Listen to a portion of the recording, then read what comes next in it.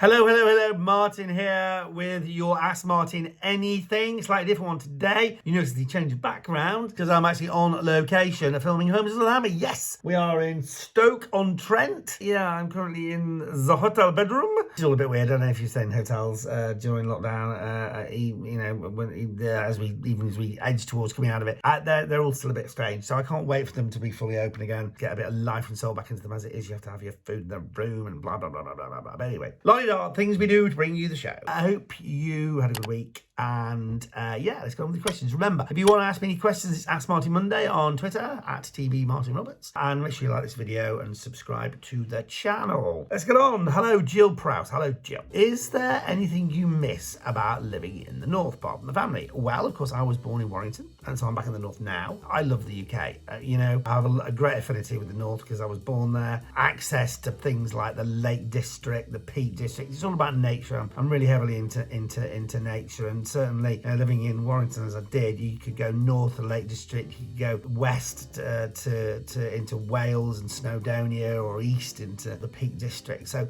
being surrounded by that lovely countryside. But you know, I now live somewhere there's also nice countryside. You know, there is it's a bit of an urban myth, but I actually think it's true that people in the North are very friendly. You know, and I'm sure there are lots and lots of friendly people in the South, but I think perhaps in the past, the North has struggled more historically, people having to club together to survive, and it's just bred a sort of very supportive environment in general. Whenever we film in the North, you know, people bring us biscuits and tea and things, neighbours pop round, and that's really lovely. So I think that's probably a really lovely thing, although, you know, I'm sure there's lovely neighbours everywhere you go. Karen Morgan. I've just been away for the week, so got a few episodes of Homes Under the Hammer to watch. What programmes do you like to catch up on? So, I think I've already confessed to this, but I don't mind confessing again. I am now addicted to Glee, okay? That whole high school musical thing that was first came out 10 or so years ago, but I missed it first time around. Of course, I wouldn't have really been thought about it. I started watching it with my daughter, and yeah, I've become completely hooked. So I am now on episode 5. Not episode 5, series 5 out of 6. I'll be devastated when it ends. Excuse me, for a bit of chill out, total like escapism. I think probably that's part of it, isn't it? Escapism at the moment. Philip Hoyles. Hi, Philip. How long does it take to film one segment of a certain property when you're looking around? Oh, well, at the moment it's a day. So each property gets a day to film it when we're looking around it. So times that out by the number of properties we feature. You see, it's quite a juggernaut is making Homes Under the Hammer. Mike Jag. Hi, Mike. Hi, Martin. I bought a 1970s detached bungalow close to the sea in Lincolnshire. Lovely. Currently, it has an original layout. Kitchen is small and has restricted layout options due to 2 windows and a side door. Would you recommend opening the kitchen to the lounge? Yes, yes, yes. Open it up. You'll make a small bungalow feel huge by taking out some of those silly internal walls.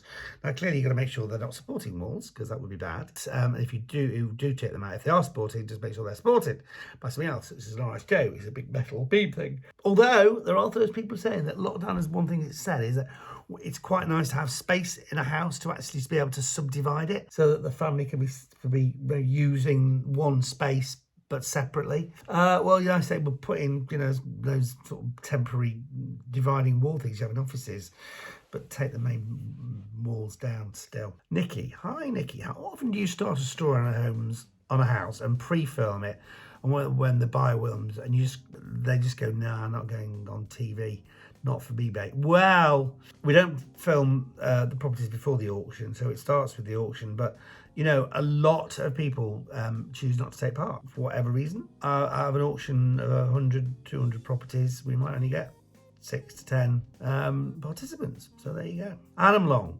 Just how valuable is an additional downstairs WC, or better utilised as something else? Well, I think a downstairs WC is a really useful, practical thing. So if you can squeeze one in, and bear in mind also that you can use Saniflow, that's the trade, that's a model of this thing. It's like calling it a Hoover. It's a vacuum cleaner, right?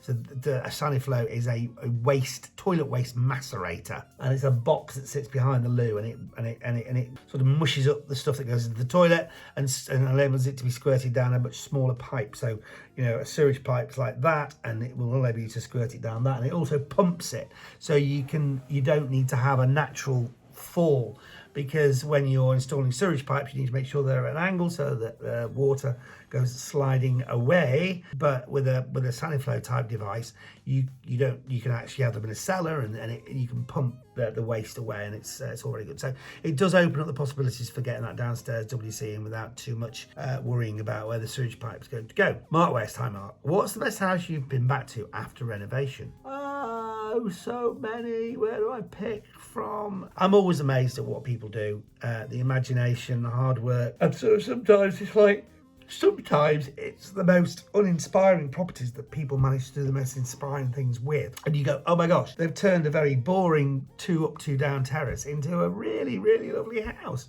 Well done you. Rosie Green, what's the worst house you've ever seen? Well, it's the ones where animals have been kept inside, right, for long periods of time. You can just imagine, right? It's the smell. And actually, this particular house I remember, and it stank, and the people said, well, we're just going to wash the floors with lots of disinfectant.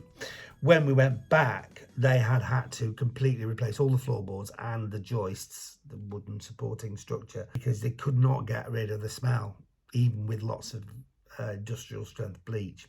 So, not brilliant. So that is it for the first part of these questions. And we'll be back in a few days with the second part. Make sure you like this video, make sure you subscribe to the channel, and yeah, enjoy. Have a nice few days.